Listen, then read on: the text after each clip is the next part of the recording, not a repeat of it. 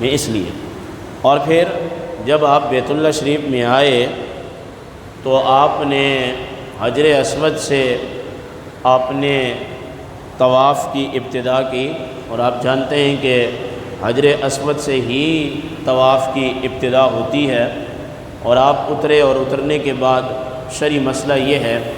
اگر موقع مل جائے تو بندہ اس کو بوسہ دے، اور اگر موقع نہ ملے تو پھر ہاتھ سے استلام یوں کرے اور اس کے بعد ہاتھوں کو چوم لے۔ حضرت عمر رضی اللہ تعالیٰ عنہ حجر اسود کے پاس گئے اور رک گئے اور فرمانے لگے، انکا حجر، تو ایک پتھر ہے، لا تضر، نہ تو کسی کو نفع نقصان دیتا ہے، ولا تنفع، اور نہ تو کسی کو نفع دیتا ہے، لا تضرہ ولا تنفعہ، نہ تو کسی کو نفع دیتا ہے نہ تو کسی کو نقصان دیتا ہے۔ اگر تجھے آقا کریم علیہ السلام نے بوسہ نہ دیا ہوتا تو عمر بن خطاب تجھے کبھی بھی بوسہ نہ دیتا۔ تو ہمارے لیے ولی بننے کے لیے یہ ہے کہ بندہ جو ہے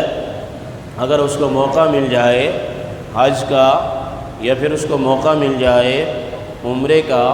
اور پھر وہاں بھیڑ بھی نہ ہو، رش بھی نہ ہو، اور پتھر کو چومے تو اس سے پہلے یا استلام کرے، تو ذہن میں یہ بات ہونی چاہیے کہ نفع اور نقصان دینے والی ذات صرف اللہ کی ہے۔ بس اس پتھر کو حضور نے چوما تھا، ہم تو اتباع مصطفیٰ میں اپنے لبوں کو جو ہے اس پتھر پہ رکھ رہے ہیں، یہ جنتی پتھر ہے۔ تو اس طرح کی آپ اگر احادیث طیبہ میں دیکھیں تو ہزاروں مثالیں ہمیں ایسی ملیں گی کہ صحابہ کرام نے وہ کام بھی کیے ہیں کہ جن کو حضور علیہ السلام نے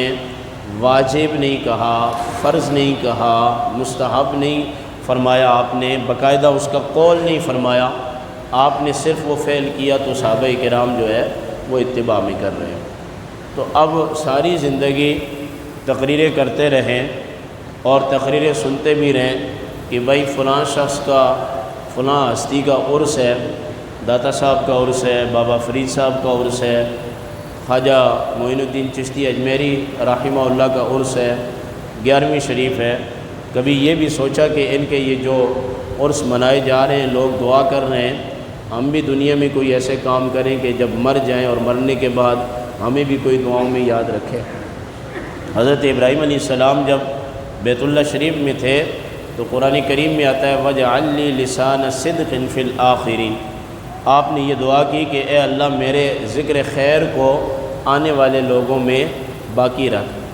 یعنی کہ کمال والا بندہ وہ ہوتا ہے جو مر جائے اور مرنے کے بعد لوگ اس کا ذکر خیر کریں۔ اور فرمایا سرکار نے کہ من اثنیتم علیہ خیرا وجبت الجنۃ، جو بندہ مر جاتا ہے اور مرنے کے بعد اگر اس کو کوئی خیر کے ساتھ یاد کرتا ہے تو اللہ پاک خیر کے ساتھ یاد کرنے کی وجہ سے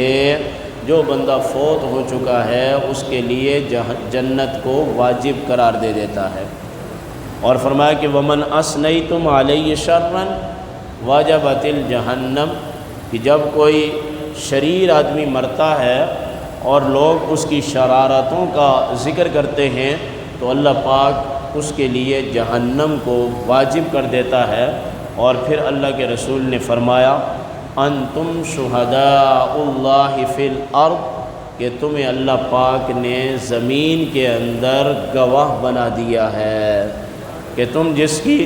جنتی ہونے کی گواہی دیتے ہو اللہ اس کو جنت دے دیتا ہے، اور جس کے جہنمی ہونے کی گواہی دیتے ہو اللہ اس کو جہنم دے دیتا ہے۔ تو کہنے کا مقصد یہ ہے کہ ایصال ثواب بھی ہونا چاہیے، 11ویں شریف بھی ہونی چاہیے، اور سارے عرس بھی ہونے چاہیے۔ ارے بھائی کب تک یہ کریں گے؟ کبھی یہ بھی سوچیں کہ ہم بھی تو ذرا اس راستے پر چلیں کہ جو اللہ کے محبوب کا محبوب راستہ ہے۔ وہ کیا راستہ ہے؟ ولی بننے کا آسان نسخہ ہے۔ ولی وہ نہیں ہوتا جس کے بہت زیادہ مرید ہوں، وگرنہ آپ کو پاکستان کے اندر سیاسی لوگوں کے مرید ولیوں سے زیادہ نظر آئیں گے، ولی وہ ہوتا ہے کہ جو اللہ اور اس کے رسول کے پسندیدہ راستے پر چلتا ہے۔ وما آتاکم الرسول فخذوہ وما نہاکم عنہ فانتہوا، جو کچھ اللہ کے محبوب نے دیا قرآن کہتا ہے اس کو لے لو، اور جس چیز سے اللہ کے محبوب نے منع کیا اس سے رک جاؤ۔ ایک اور حدیث پاک ہمارے